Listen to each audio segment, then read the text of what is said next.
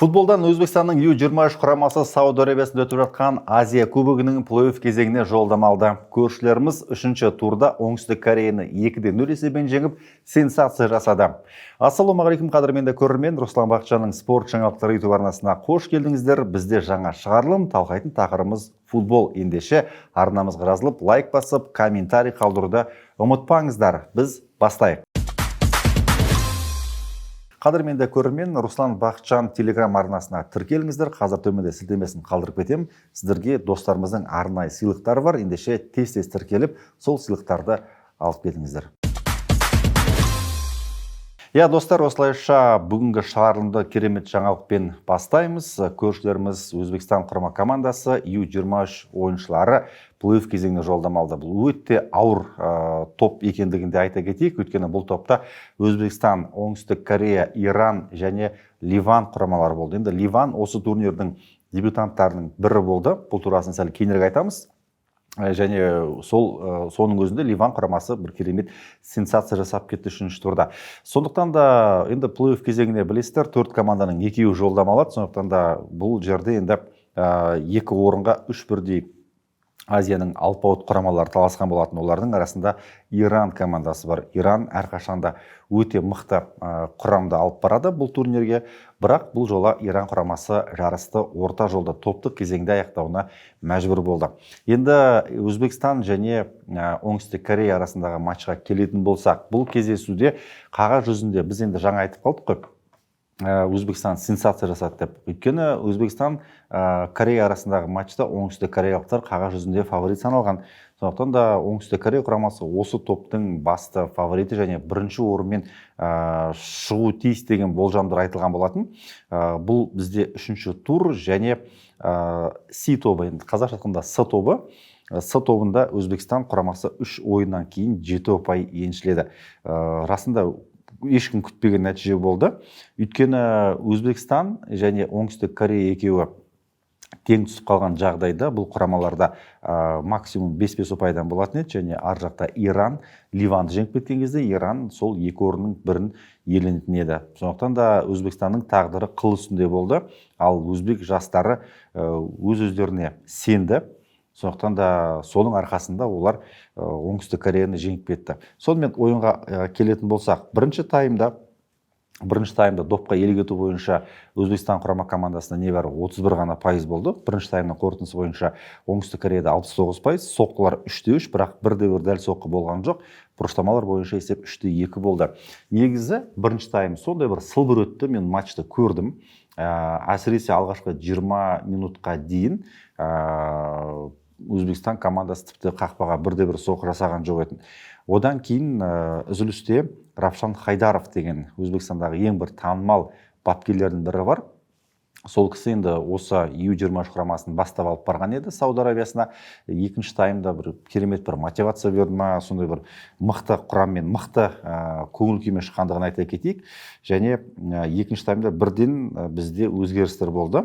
Рейімов пен Хайдаровтар кетіп, Саид Нурлаев, Саидовтар есесіне бұл кездесуде алаңға шыққан болатын. Тыңнан жалпы бұл құрамда Жұмаев болды, Хайдаров, Ибраимовтар алғашқы 3 ойыншы шабуылға жауап берді. Енді Өзбекстан командасы 4-3-3 ойын жүйесі бойынша өнер көрсетті. Және қақпада 21-ші нөмірде Самандар Мұратбаев деген Олимпик Моби Уз командасының голкипері өнер көрсетті. Бұл жігіт 20 жаста. Айта кетейік, бұл жалпы U23 командасының сапында біраз өзгерістер болды. Осыған дейін, мысалы, Париж Олимпиадасына барған 2024 жылы құрам мүлдем болған жоқ деп айтуға болады. Мүлдем, яғни жаңа есімдер U20 құрамасының өкілдері U23 турниріне қатысып, неке өз елдерін сонда абыроймен былайша айтқан кезде осы турнирде қатысып жатыр. Және Бахромов, 7-ші нөмірде Хайрулаев, сондай-ақ Рейімовтар болды. Жартылай қорғаныста Хамидов бар, Абдуллаев, Ризақұлов бар, өте мықты ойнады. Гиошжан Ризақұлов, Қызылқұм командасының орталық қорғаушысы, 20 жастағы керемет ойнап берген болатын. бұл жігіттің енді ойыны маған ұнады орталық қорғаныс шебінде. Сонымен екінші тайм өте тартысты, керемет басталды. Нәтижесінде матчтың 48 минутында 18 жастағы Сурхан командасының қорғаушысы Бехружан Кәрімовтің қақпаға бағыттаған соққысын көрсек, енді расында бір керемет ләззат аласыз. Айбаланың дәл шекарасынан 16 сыртынан вертикальді қақпаға тамаша соққы жасады. Голкипер бұл допты тіпті ұстай алмады. Мінекей, күтпеген жерден Өзбекстан командасы гол соғып кетеді. Сөйтіп оңтүстік кореялықтар шабуылға шығады. Бірақ оңтүстік Корея командасының енді шабуылдарын Өзбекстанның 4-1 қорғаушысы бетондап тастады. Былайша айтқан кезде мүмкіндік берген жоқ. Ал матчтың 70 минутында Сайдумархон Сайт Нурулаев деген Андижан командасының ойыншысы 70 минутта есепті еселеді. Енді 70 минуттағы екінші голдың бейне қайталауын көрсеңіздер тіпті керемет. Осы Азия кубогіндегі керемет голдардың, мықты үздік голдардың бірі деп айтуға болады. Алыстан қақпаға соққы бағытталады, маңдайшаға тиіп барып топ қақпа ішіне еніп кетті. Бұл жерде оңтүстік кореялық голкиперде мүлдем мүмкіндік болған жоқ қадірмен көрермен. Сөйтіп 2-0 есебімен мына жақта Өзбекстан командасы жеңіске жетті. Сөйтіп тұрған кезде оңтүстік Кореяның да тағдыры қыл үстінде тұрды. Яғни оңтүстік Корея Иранның нәтижесіне қарады. Ливан екеуін айтпақшы, екі матчта бірдей уақытта өтті. Бір уақытта бір топтағы. Сондықтан да қарсыластар жалпы параллельді жақта ойында не болып жатқандығын білген жоқ етін, әсіресе алаңдағы ойыншылар. Сөйтіп Өзбекстан бұл ойында жеңіске жетті. Жалпы Өзбекстан құрама командасы 7 қаңтар күні Ливан жастарын 3-2 есебімен жеңді. Ливан дебютант екендігін айттық. Сөйтіп Ливанмен өткен бірінші турдағы ойында Саидов 24 минутта есеп ашады. Екінші таймда Хайрулаев және Бахромовтар гол соғады. 3-0 есебімен жеңіп жатқан кезде соңғы минуттарға дейін ойнап, ливандықтар тіпті есеп айырмасын қысқартты. 3-2 95 минутта Шахин Леонардо деген жігіт гол соқты. Ливан сапында сөйтіп матч аяқталды. Өзбекстан 3 ұпайға қол жеткізді. Бір қызығы, Ливан топтан шыға алмады, бірақ осы турнирдегі әзірге үздік шабуылшы сол Леонардо Шахин деген футболшы 4-1 гол соғып тастаған осы турнирде. Одан кейін Өзбекстан жастары 10 қаңтарда екінші тур аясында Иранмен кездесті және сол кездесуде ойын 0-0 есебімен аяқталды.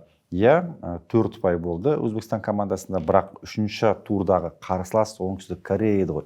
Оңтүстік Кореяны Өзбекстан U23 құрамасы 2010 жылдан бері статистикасын қарасақ, негізгі уақытта жеңбеген екен.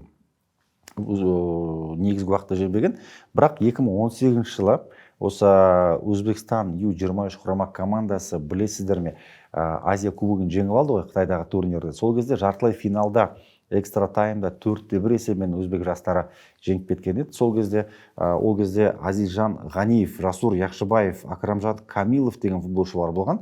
Бабыр Әбдіхалықов, Забихұлы Орынбаев, Батыралы Ергашев, Забихұлы Орынбаевтан бөлек сол кездегі құраманы жаттықтырған Равшан Хайдаров мырза болды. Яғни Равшан Хайдаров осыған дейін 2018 жылы Азия кубогын Өзбекстанға алып келеді, чемпион ретінде. Сөйтіп, мінекей осы биылғы Азия кубогіне де бас бапкер ретінде тағайындалып, жігіттерді менің ойымша финалға алып баратын секілді. Өте тәжірибелі бапкерді біз бекер айтқан жоқпыз. Өйткені Равшан Хайдаров мырза Өзбекстандағы ішкі клубтардан бөлек U20 құрамасымен де жұмыс істеген тәжірибесі бар, білікті маман. 2018 жылы айтпақшы финал Вьетнам құрамасына қарсы өтті. Өзбекстанның 2-1 есебімен өзбек жастары жеңіске жеткен еді. Оларды Ташкент төрінде Өзбекстанның премьер-министрінен бастап көптеген жанкүйерлер керемет күтіп алып, кәдімгі әлем чемпионатын жеңіп алғандай керемет күтіп алған болатын. Өйткені 2 қабатты жағы автобусқа отырғызып, төбесі ашық автобуспен Ташкентте -11 болып тұр. Кәдімгі ойыншылар үлкен кубокпен бүкіл Ташкентті аралаған болатын. Кәдімгі Ташкентте Өзбекстанда той болған еді.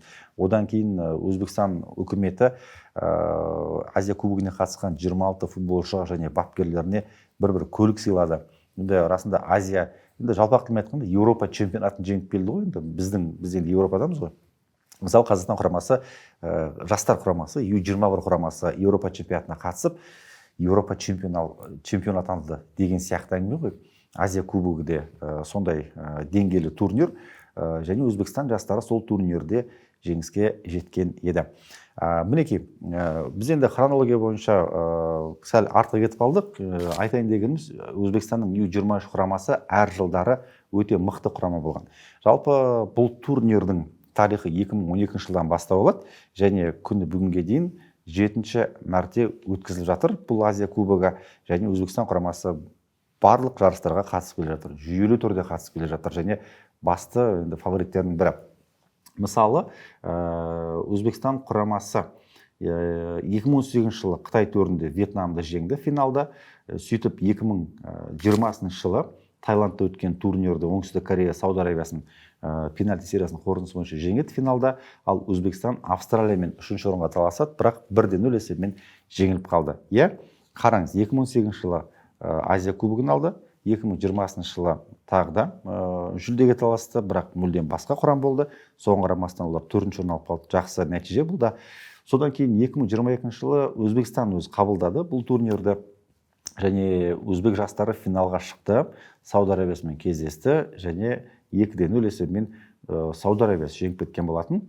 2024 жылы Өзбекстан командасы тағы да финалға шықты, бірақ ол кезде Жапониямен кездесіп 1-0 есебімен жеңіліп қалған еді. Мінекей, бұл жолда Өзбекстан құрамасы жүлдегерлердің қатарынан көрінуі әбден мүмкін, және чемпион атанып кетсе, біз еш таңғалмаймыз. Қадірменді көрермен, Өзбекстанның жастары мықты екен. Енді қызықты айтайық, Ливан Иран арасындағы матчта сенсация болды. Бұл жақта да сенсация болды, және Иран өйткені айқын фаворит болған. Иран құрамасы жеңіске жеткен жағдайда 5 ұпай жинайтын еді, және оңтүстік Кореяны артқа қалдырып 2-ші орынмен плей-оффқа шығатын еді. Яғни оңтүстік Корея 4 ұпаймен плей-оффқа жеңіне шықты, Өзбекстанда 7 ұпай. Ливан осы турнирдің дебютанты 3 ұпай жинап, енді 3-ші орынға тұрақтады, бірақ Иранды соңғы орынға кәдімгідей ығыстырды.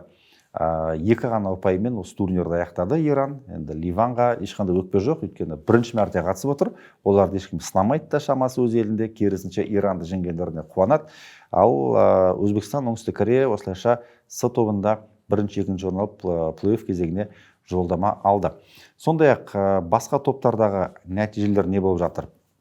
А тобында Вьетнам 3 ойынның 3-інде жеңіске жетті. Олар күні кеше ғана Сауд Арабиясын жеңіп кетті 1-0, жарыс қожайындарын жеңді. Және 9 ұпаймен Вьетнам 1-ші орын алды, Иордания 6 ұпаймен 2-ші орын, Сауд Арабиясы 3-ші орын, және Қырғызстан 0 ұпаймен ең соңғы 4-ші орынға тұрақтады.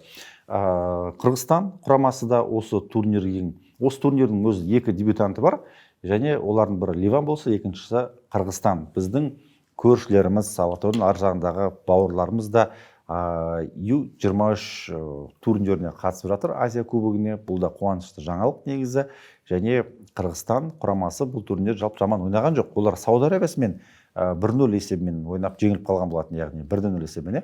Оның өзінде Қырғызстанның сапында бірінші таймның ортасында бір ойыншы қызыл қағаз алып кетті, сөйтіп 10 ойыншымен қалған болатын. Сондай-ақ Иорданиямен матчта Қырғызстан 1-0 есебімен жеңіліп қалды, өте қызықты ойын болатын.